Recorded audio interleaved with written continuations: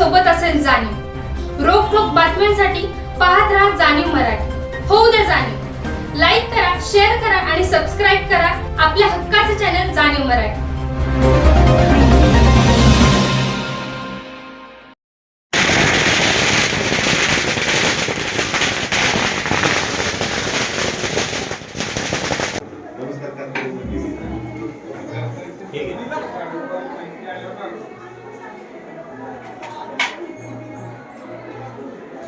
काही येत आहे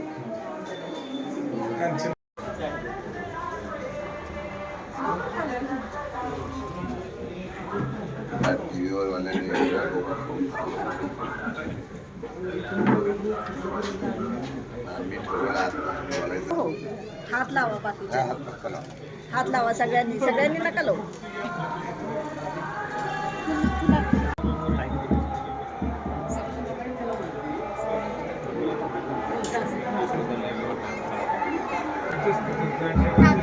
या ठिकाणी लक्ष्मीनगर या मंदिरामध्ये सुरू होते आणि आपल्या महाराष्ट्राचे अध्यक्ष आमदार शशिकांत शिंदे यांच्या या उपस्थितीमध्ये हा प्रचार दौरा या ठिकाणी नारळ श्रीफळ वाढवून आपण करणार आहोत। तत्पूर्वी या आपल्या संभाजीनगर आणि कोडोली या गणामधून जे उमेदवार उभे आहेत, सातारा पंचायत समिती पंचवार्षिक निवडणूक 2026मध्ये आपल्या यामधील उमेदवार 42मध्ये कांचन सतीश साळुंखे हे आपले तिन्ही उमेदवार या ठिकाणी घड्याळाच्या चिन्हावर निवडणूक लढवित आहेत। आपल्या सर्वांना माझी एकच विनंती राहील, साहेबांचा जो शब्द आहे शरद पवारांच्या विचाराशी बांधिलकी राहून आज आपण शशिकांत शिंदे साहेब आपल्या सर्वांचे आवडते नेते यांच्या आधिपत्याखाली ही निवडणूक जिल्हा परिषद आपण लढवतोय आणि आपलं जे चिन्ह आहे घड्याळ, या घड्याळाच्या चिन्हावर जे आपले उमेदवार आहेत त्या उमेदवारांना आपण प्रचंड बहुमताने निवडून द्याने या ठिकाणी जे आपण सर्व मतदार या ठिकाणी हजर झालेला आहात, त्याचप्रमाणे सर्व आजी माजी सदस्य, पंचायत समिती सदस्य, ग्रामस्थ, ज्येष्ठ नागरिक सगळे सर्व संचालक आणि या कॉलनीतील पदाधिकारी अधिकारी वर्ग यांचं मी लक्ष्मीनगर यांच्या वतीनं कॉलनीच्या वतीनं मी स्वागत करतो। आणि त्याचप्रमाणे या ठिकाणी आपण सुरुवातीलाच आमचे सर्वांचे आवडते असणारे आमदार शशिकांत शिंदे या ठिकाणी उपस्थित राहिलेत आणि आताच आपल्याकडे जे उमेदवार आहेत कांचन सतीश साळुंखे यासुद्धा या ठिकाणी उपस्थित झाल्यात, त्यांचंसुद्धा मी सहर्ष स्वागत करतो अशी मी त्यांना विनंती करतो। आपल्या सर्वांचं तलबदार नेतृत्व हा आज सर्वात प्रथम आपल्या महाराष्ट्राचे लाडके उपमुख्यमंत्री अजितदादा पवार यांना आपण सगळ्यांनी 1-2 मिनिटं शांत राहून श्रद्धांजली वाहूयात।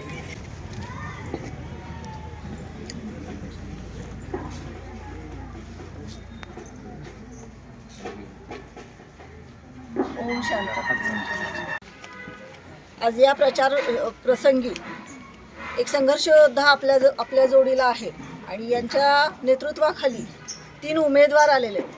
सांगायचा भाग एवढाच आहे की तुम्ही निवडून दिलं किंवा मी निवडणूक करायची हा हट्ट साहेब माझा असा होता की इथल्या प्रत्येक मतदारावर माझा विश्वास आहे की यांना सभागृहामध्ये स्वतः जाऊन मत मांडणारा उमेदवार नक्की आवडतो किंवा तिथं जाऊन उभं राहून बोलणारा माझा हक्काचा नेता तिथं गेला पाहिजे। या गोष्टीवर माझा पहिल्यापासून विश्वास आहे। आपल्याला स्वतःची मतं असणारे सदस्य हवे असतात आणि असे हे 3 सदस्य की विजय काय बोलायचे आज मग असं करणार नाही, आले समस्या लगेच घेऊन चला।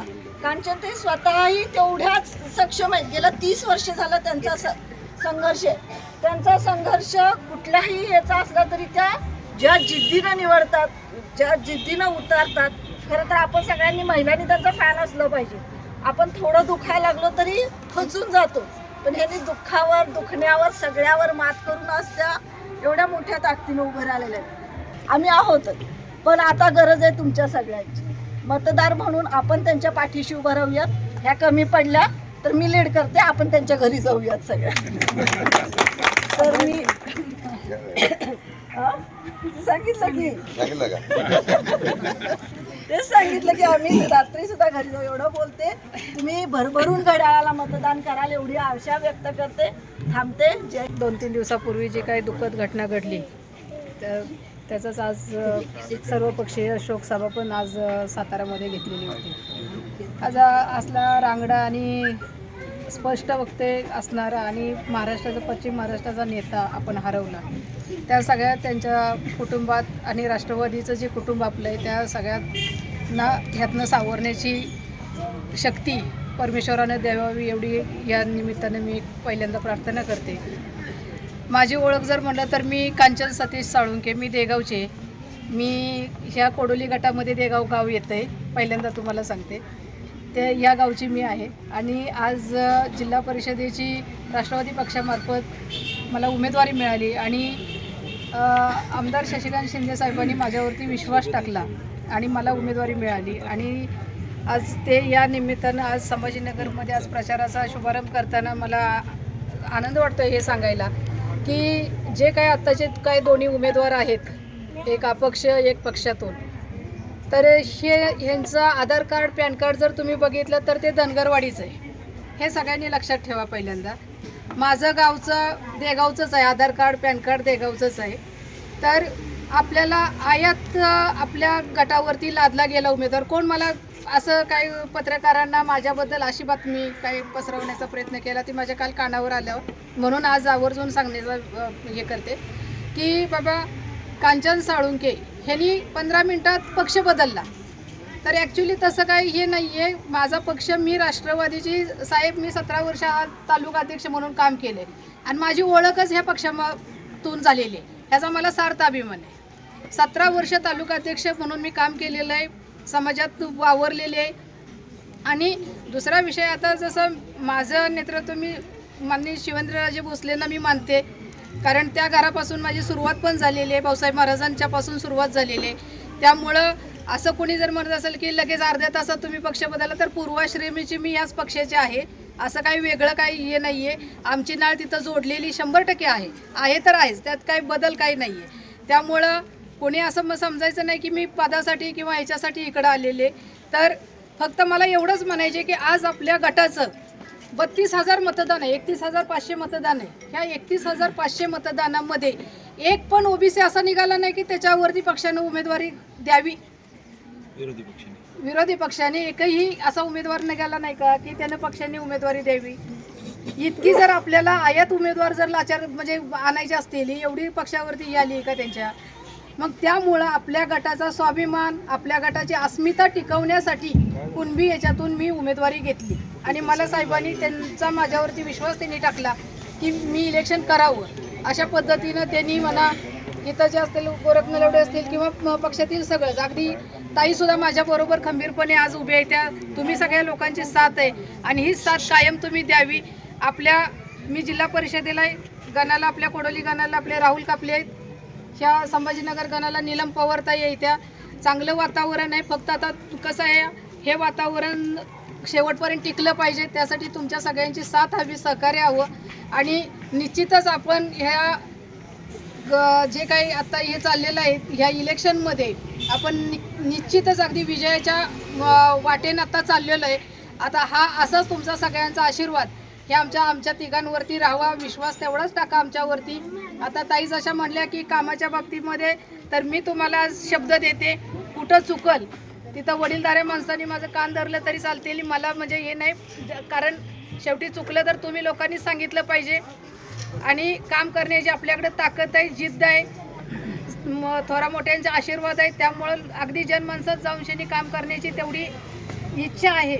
आणि त्याशिवाय इतरही म्हणजे काय नुसतं फक्त इलेक्शन आलं की तेवढ्यापुरतं आश्वासन वगैरे असलं काय हे नाही आहे. 30 वर्ष साहेबांनीही माझं काम बघितलेलं आहे.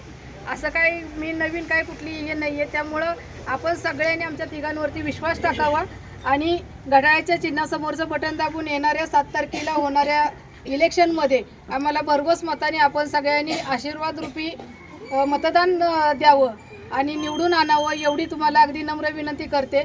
आणि तुमच्या सगळ्यांचा आशीर्वाद आम्हाला मिळेल याचं म्हणजे आशा पण मी व्यक्त करते. धन्यवाद. कोडोली गट आणि गणातील संभाजीनगर गणातील राष्ट्रवादी काँग्रेस पक्षाच्या उमेदवारांच्या प्रचाराचा शुभारंभ आज इथल्या गणरायाच्या साक्षीने आणि आपल्या सर्वांच्या साक्षीने या ठिकाणी करतो आहे. गेल्या 2 दिवसापूर्वी महाराष्ट्रावर आणि आपल्या सर्वांवर आघात झाला. आदरणीय दादांचं अचानक अपघाती निधन झालं आणि पूर्ण महाराष्ट्र आणि आम्ही सगळेजण सुन्न झालो. नेता गेल्यानंतर त्या नेत्याची उंची आणि नेत्याची प्रचिती कळते. आणि मला दादांच्या जाण्यामुळे परत एकदा विचार आम्ही केला की आता आदरणीय पवारसाहेबांचं आणि अजितदादांचं हे महाराष्ट्रामध्ये एक वलय आहे, स्वप्न आहे, ते पूर्ण करण्यासाठी परत एकदा आपण रणांगणात उतरलं पाहिजे. माणूस गेल्यानंतर सुद्धा इतकं राजकारण होते मला पहिली वेळ पाहायला मिळालं. रोज एक वेगळ्या प्रकारचा राजकारणासाठी स्टेटमेंट द्यायचं आणि लोकांमध्ये संभ्रमावस्था निर्माण करायची. खरं म्हटलं तर आज या कोडोलीच्या गटाची आणि गण आणि संभाजीनगर गणाची उमेदवारीच्या संदर्भातून आज सुरुवात पहिली करतोय. या ठिकाणी जिल्हा परिषद सदस्य कांचनजी साळुंके आहेत. त्याचबरोबर सध्या उमेदवारी बघताना निकष बघितला जातो, तुझा खिस्सा आणि बँक बॅलन्स किती मोठा आहे ते.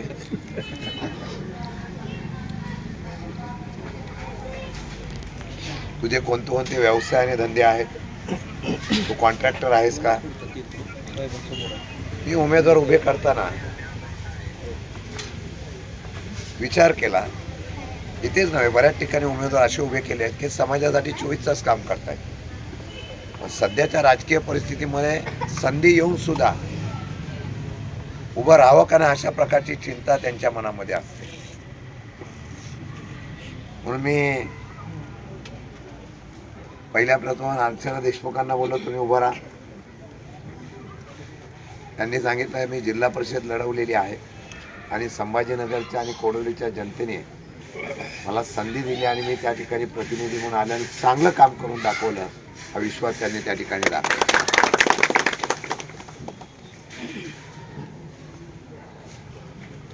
कांचनताईंनी मगाशी सांगितलं, कारण म्हटलं तर लढणाऱ्या महिला असतील ना तर इतिहास घडतो. हे सगळ्या लढणाऱ्या आहेत. याही परिस्थितीमध्ये तिकीट घेऊन उभं राहणं म्हणून मी त्यांचं धन्यवाद मानतो आणि तिकीट भरल्यानंतर माघार न घेतल्याबद्दल परत आभार मानतो. नाही तो क्लायमॅक्स होता. मी ऐका, कारण का हल्ली निवडून आलेला उमेदवार सुद्धा नजर कैदेत ठेवावा लागतो. ही परिस्थिती आहे. कांचनताईंना मी निवडणुकीची तिकीट देण्याचा निर्णय घेतला. काही लोकांनी सांगितलं की पक्ष लगेच बदलला. मी अभिमानाने सांगेन, कालच्या विधानसभेच्या निवडणुकीला आणि लोकसभेच्या निवडणुकीला त्या माझ्या बरोबर होत्या म्हणून मी त्यांना तिकीट दिले आणि परखडपणे उघडपणाने धाडसाने उभ्या राहिल्या. आणि त्यांनी हेच सांगितलं, ज्यावेळा उमेदवारीच्या बाबतीमध्ये चर्चा झाली त्यावेळा मी त्यांना शब्द दिला की काल तुम्ही विधानसभेच्या निवडणुकीमध्ये परखडपणे लोकप्रतिनिधीच्या विरोधामध्ये बोलण्याचं धाडस हे कांचनताईने सभेमध्ये दाखवलं. कशा पद्धतीने लोकप्रतिनिधी वागतात. शिंदकर साहेब इथं आहेत, आपण सगळ्यात मी इतक्या वर्षामध्ये आहे, कधी सत्तेची मस्ती, सत्तेची गुरमी किंवा सत्तेचा वापर कधी केला नाही. आम्ही प्रेमाने माणसं जिंकत गेलो म्हणून हा परिवार आमच्या पाठीमागे आहे याचा उल्लेख मुद्दाम मी करतो. आणि म्हणून मी त्यांनी काही मुद्दे असे मांडले की त्यांची सभा संपल्यानंतर मला 50 जणांचे फोन आले. कोण उघड बोलायला मागत नव्हते, पण आमदाराच्या समोर एकच व्यक्ती बोलत होत्या, त्या कांचनताई बोलत होत्या. आणि म्हणून मी त्यांनी जेव्हा सांगितलं तेव्हा बोललो की तुम्हाला मी तिकीट देतोच, पण तुमच्या प्रचाराला मी पुढे पण राहतो. उतराई होण्याचं लक्षण असतं, उतराई करावी लागते, उतराईच्या बाबतीमध्ये बांधील असावं लागतं. मला वाटतं एक चांगल्या प्रकारचा तडफदार बँकेच्या संचालक आहेत, देगावच्या सोसायटीच्या त्यांच्या ताब्यात आहे आणि सातत्याने सामाजिक चळवळीमध्ये काम करतायत आणि लढण्याची प्रवृत्ती असलेल्या, त्याचा उल्लेख मगाशी केला की लढाईच्या बाबतीमध्ये किंवा लोकांचे प्रश्न मांडण्यासाठी हिरिरीने भाग घेतलेले असणारे प्रतिनिधी असावे मला लागतात. मी कोणावर टीका करत नाही, पण ज्यावेळेला आम्ही सुशिक्षित या संभाजीनगरमधले सगळे मतदार असू, तर ज्यावेळेला कोणते उमेदवार आपल्याकडे येतात त्यावेळेला त्या उमेदवाराकडे बघितल्यानंतर कोण आपले प्रश्न मांडू शकतो याचा निर्णय घेऊन आपल्याला मतदान करायचं आहे. आणि म्हणून मी बाहेरचा आतला उमेदवार बोलणार नाही, पण सक्षम उमेदवार कोण, एकदा सगळे उमेदवार जिल्हा परिषदेत बोलवायचे आणि आपल्याकडे चर्चासत्र होतं. तसं एखादं चर्चासत्र त्यांचे मिस्टर नसताना करायचे, मग खऱ्या अर्थाने काम कोण करतं ते कळून येईल. म्हणून आम्हाला जिल्हा परिषदेला एक लढाऊ देगावचे असलेल्या उमेदवार दिलेले आहेत.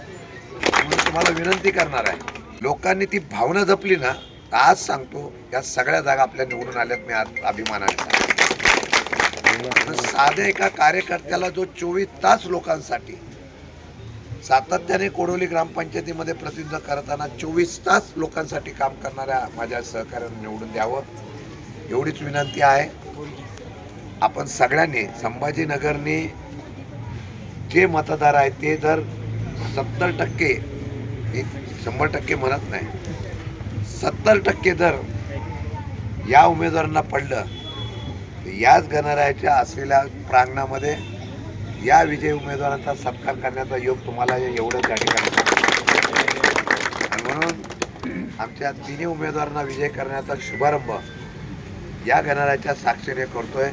सगळ्या कार्यकर्त्यांना विनंती करेल, 5 दिवस आहेत, 5 दिवसामध्ये अहोरात्र कष्ट करू. समोरून पैसा येईल, समोरून प्रचार येईल, समोरून काही येईल, परंतु इतिहास घडवण्याची संधी ज्यावेळेला भेटते तेव्हा ती सोडायची नसते. मला वाटतं अशा पद्धतीने आपण सगळ्यांनी काम करा आणि आपले हे उमेदवार विजय झालेच पाहिजे या जिद्दीने आज शुभारंभ करूया. आपण आल्याबद्दल सर्व कार्यकर्त्यांचा मनापासून आभार मानतो.